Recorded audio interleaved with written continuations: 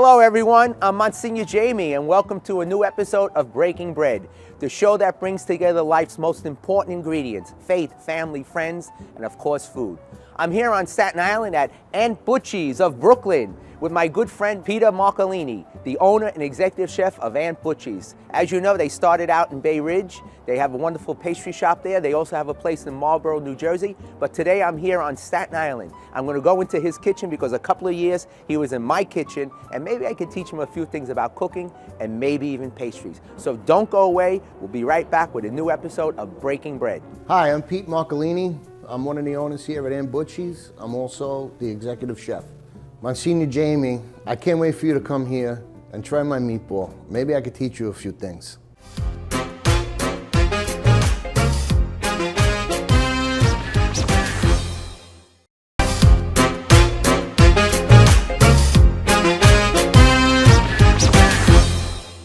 Welcome back to a new episode of Breaking Bread. Today we ventured out to Staten Island, or Staten Italy as many of us call it. I'm here with my good friend Peter Marcolini, the owner, executive chef of Aunt Butchie's of Brooklyn. Good to see you, Peter. How are you? Thank you so much for coming. Say, the last time you were on my show, a lot has changed. We went through a pandemic and a lot has changed in our world. But a lot has changed for you too. You opened up a few new locations. Yeah, I opened up in Marlboro, New Jersey on Route 9. Okay. That was an experience. It's about 5 years now. Okay. So we were doing well, and then of course we had to close due to the fact of pandemic. Right? I know. We even had to close our churches for a while, which was know. tough. You know, a lot of people have moved out from Brooklyn to Staten Island, and then New Jersey, Marlboro. Yeah. So I'm sure you have a lot of followers because, I mean, you were in Dyker Heights, Bay Ridge for many years. That's why we opened up in New Jersey. A lot of our customer base moved out to New Jersey. Right. So now, you know. So they're following you along. Yeah. I know a lot of people that live over here, this part of Staten Island, and they all talk about coming here to Aunt Butchie's, you know, to eat now. You did a wonderful job here. I remember when you were on my show, you made, I think it was pumpkin raviolis. It's the pumpkin squash, like a pizzaiola style. Right. We call it pizzaiola di zucca. It's over rotini pasta. Oh, it's okay, almost like a small fusilli. Okay, it was delicious. All I know that it was it was delicious. It was great. And now I understand that you got into making meatballs. I've been hearing a lot about them. I haven't tasted them yet. Tell me about the meatballs. We started off with a meatball. We came up with this idea with my partners and myself that we were gonna stuff it. Okay. And this was 10 years ago. So I figured out a right mix of ricotta and fresh mozzarella and grated cheese. Okay. That wouldn't be too soft in the middle. Right. And then we started stuffing our meatballs, and people come from all over the place now. You know, it's funny, when there's a place in Brooklyn called the Focacceria of Union Avenue, Fernando's. Of course, yeah, Fernando's. And they would have like a meatball special. And what it was, a meatball, they put the ricotta on top, and the sauce, and the cheese, and also this is, you put it all inside. That's great. I put it inside. It's all cooked together, and once you cut it open, you'll see it come out. Now, just tell me, what has happened over the last 10 years? Have you expanded so much? I mean, you have the 3 places, and now you're looking even to franchise possibilities? Yeah, I'm hoping so. Okay. Well, when we first came out to Staten Island, it was just the bakery. Right. And we started making sandwiches and soups. Customers liked it. Right. We had some seating, and we ended up taking over next door to us, which will be there later on. Right. And we put in a bar and so on and so forth, and it ended up being a big thing. People coming from all over the place. Now we own 4 stores. That's great because, you know, at a time there weren't that many places here on Staten Island to eat. I've been coming here a long time. People would go back to Brooklyn, but now Brooklyn is coming to Staten Island, now New Jersey. Now, your desserts, tell me a little about, you know, I love desserts, as you can tell. But what's your favorite? What's the most popular here, I should say? I always go for the chocolate mousse. I'm a chocolate guy. Me too. I'm chocolate. That's one of my favorites. So what do you have here? I think the rainbow cookie, those are always the best. Yep. That's my favorite. These and the pinoli cookies. I didn't see, you didn't put the pinoli cookies out. They're too expensive. I can't afford to give I have to pay for them. Free. I don't pay for many things, everyone knows that. But this looks great, let me taste it.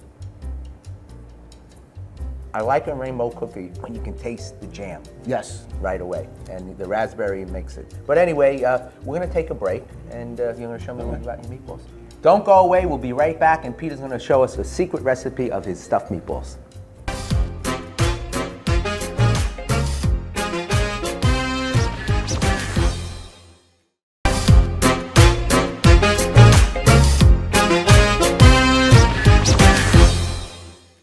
Welcome back to Breaking Bread, and we're here on Staten Island at Butchie's, and we're here with my good friend Peter Marcolini, and he's going to tell us the secret of his stuffed meatballs. Peter, so let's go. Let's get here. A lot of Italians use a mixture of veal, pork, and beef. We Right. only use beef. Okay. So what I want you to do is I want you to roll these. You want me to meatballs. do? Okay. I have my gloves on just in case. I knew it. I always have to put my hands into everything, so I was all prepared. So you got about a pound of chopped meat there. Okay. We're gonna add some breadcrumb. Breadcrumbs. You tell me how much. Go ahead. Perfect. Now, some people use meat. You're using breadcrumbs. Correct. Meat, I should say. Bread in their meatballs. Okay. Okay, you're gonna add grated cheese. Grated cheese. A little bit of heavy cream. Heavy cream. You know, I put some milk in my meatballs. I like this heavy cream. We'll try Yeah, it. you gotta try it with the heavy cream. Okay. Beautiful. Parsley, garlic. Okay. Garlic, minced garlic. How much? Go ahead. Beautiful. Okay. We're gonna mix that. Okay. Let's go to the bottom, right? Yep. Get everything in. Okay. So we mix this, right? Yep. Now what do we do? Now at this time, I get an egg Okay. and I crack it. Keep I on like mixing. That one hand action. All right. Okay. One egg. Yes. Okay. Now what do we do? All right. Now at this point, I let this sit for about 2 minutes. Okay. Okay. We're gonna switch these bowls. Okay. You're gonna grab some fresh ricotta. This is Italian ricotta. Okay. Perfect. Grated Romano. And this is fresh mozzarella that I have grated. Oh, fresh with grated. Okay. Yep. It almost looked like About 2 ricotta spoons. salata. Perfect. We're gonna mix all of that. My hands. Yep.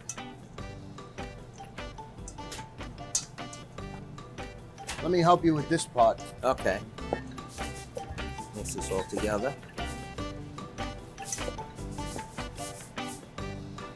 Okay.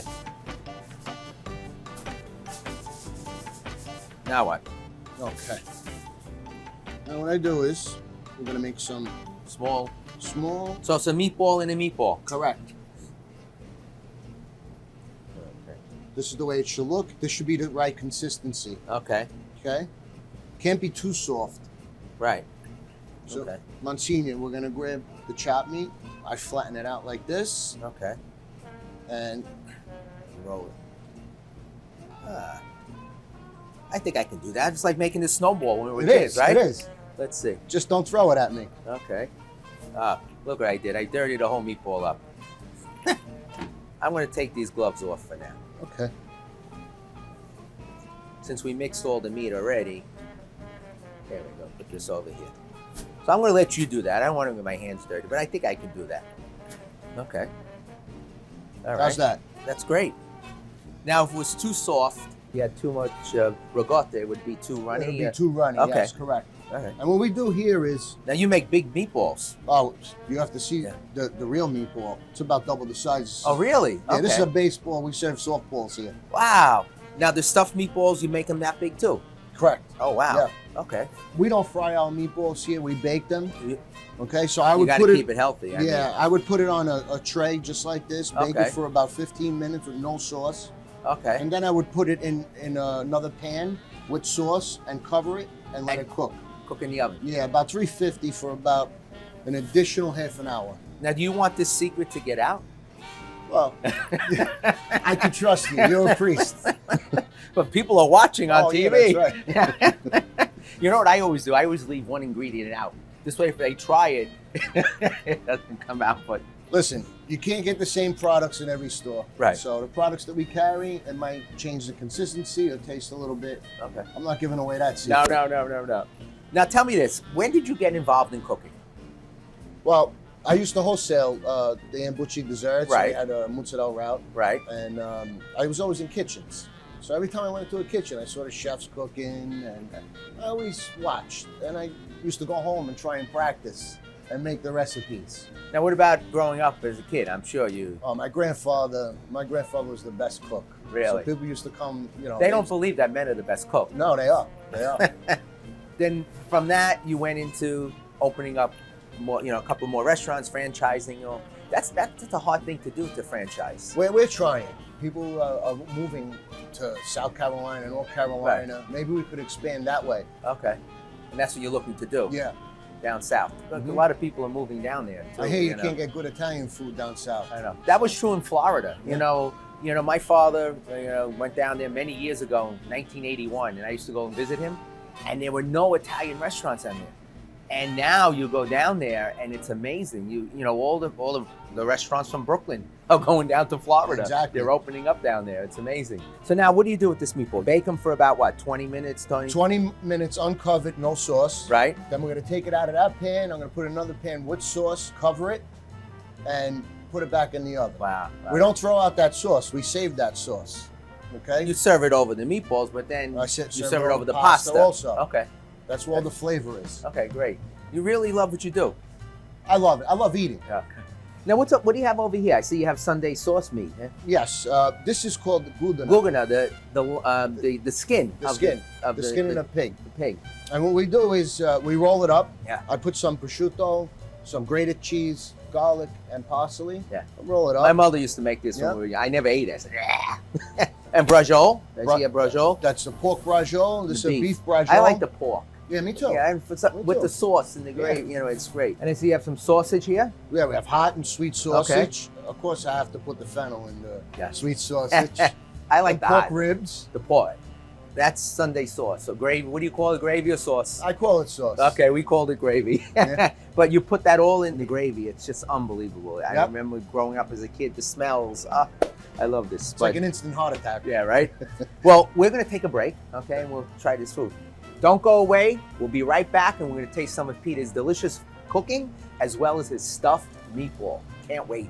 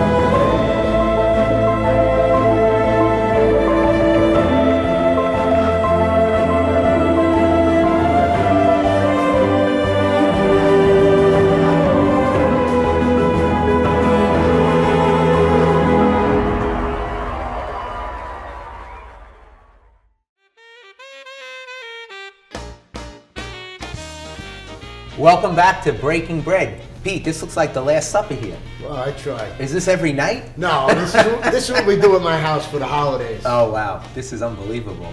We've heard so much about these meatballs, and I think it's time to try them. So this is our stuffed meatball, and this is the way we serve it here. This is the real size. Now, you serve this is one portion for one person, or do they share it? Well, they could share it, or it's an appetizer. Wow. This is tremendous. Wow. You see the rigatto inside? Wow, I can't Would you like to try it? Of course. What do you think I'm here for? Okay. Wow. What about you? I'm going to take a little... Yeah, I want to get a little pasta too. Yeah. A little rat sauce on top too. I see the rigatto and the mozzarella stays in the center. And these were the small ones we were rolling before. Wow. Look at this. Buon appetito. Thank you. I gotta cut this again. It's tremendous.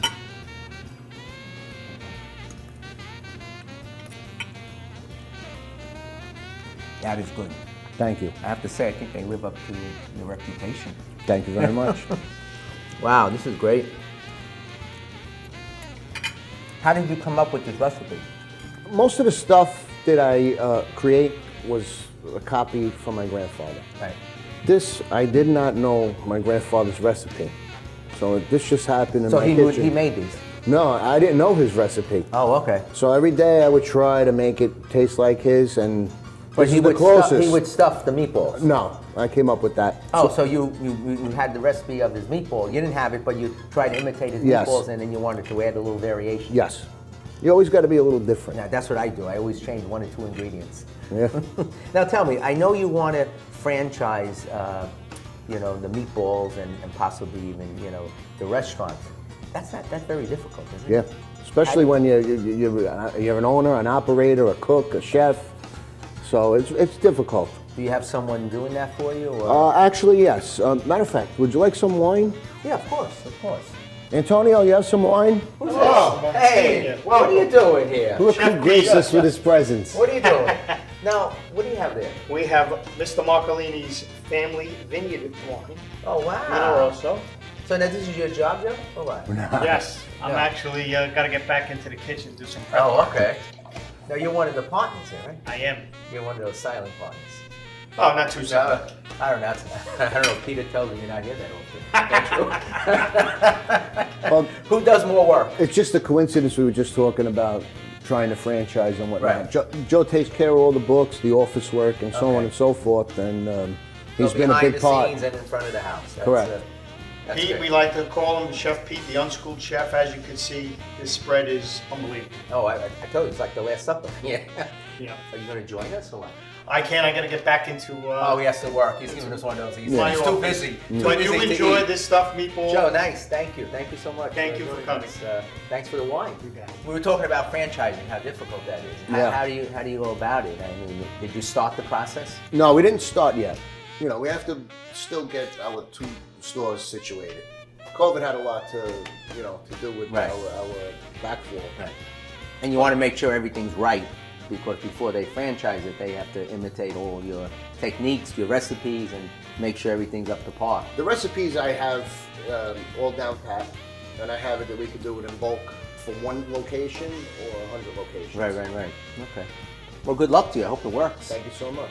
I'm looking at your meatball and my meatball, and really, I mean, it's just the size that's the difference. I mean, if you make them like this individually for people, I mean, it's 1 person will eat this. I mean, this tremendous meatball here. Yeah. It could feed a table. I mean, but I think I'm gonna go home and try these.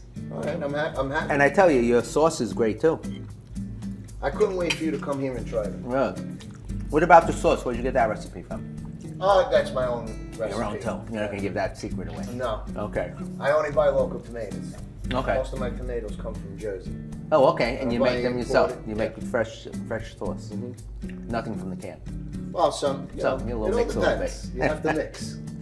Now, you have some brajol there, everything. So all that meat that we saw in the kitchen before, you put that all into the gravy. Yes, and that's where the flavor comes from. Yeah. Oh, yeah, from the meat. Yeah. And that's why we call it gravy and not sauce. True. Because gravy comes from meat and the flavors of the meat. The I hear drippings of the people meat. argue about that. I know. Well, Sauce, there's the proof of the gravy. pudding. Peter, I have to say I enjoyed today's show, and I think your meatballs, I can say they did live up to the reputation that they have, and I hope you're very successful in franchising these meatballs all over the United States. Well, thank you. Thank you very much. Thank you, Peter, and I'll see you soon. Yes. Thank you. I hope you enjoyed this episode as much as I did on Breaking Bread, and here with Peter from Butchie's of Brooklyn. And if you go to one of their stores, just mention my name, and maybe you'll get a little discount, or maybe they'll charge you even more. Who knows? But I hope you enjoyed it. And as we sat here today, and I see this wonderful table filled with so many different foods and things and wine, and I count my blessings, and I think we all have to count our blessings because we have so much. Even though, at times we get distracted and, we get disheartened with the troubled world in which we live. But it's up to us to make a difference. As we count our blessings, we have to always be mindful of those who have less than we do. And we have to go out of our way to do something, to try to imitate Christ, who went out to feed the hungry and feed the poor and visit the sick and forgive sinners. And I think as followers of Christ, we have to try to do that. So we have to count our blessings, live life, but also be mindful of those who have less than we do. I hope to see you next time on Breaking Bread, where we bring together life's most important ingredients: faith, family, friends, and of course, food. See you next time.